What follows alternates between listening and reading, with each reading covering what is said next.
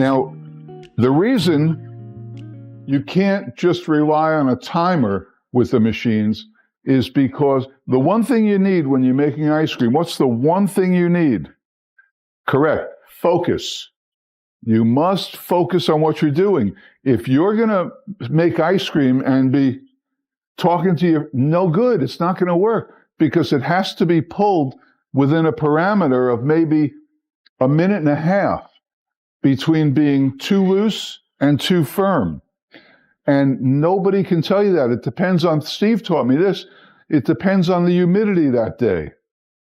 It really does. It depends on your distractions, everything. If you're getting ready to pull it, you know, I know now how long it's going to take because I've made a few gallons.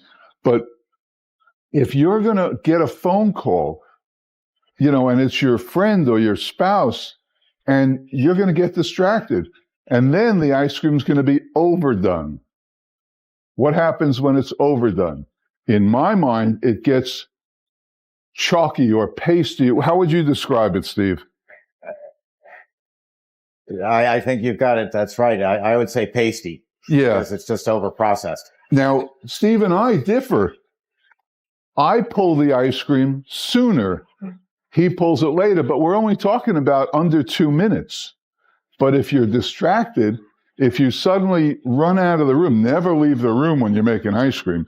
But if you run out of the room for something, if somebody's knocking on your door and you go to answer it, you're going to screw it up.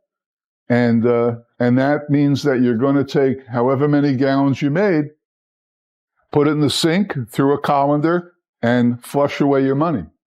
It's not the end of the world because you'll have learned a valuable lesson.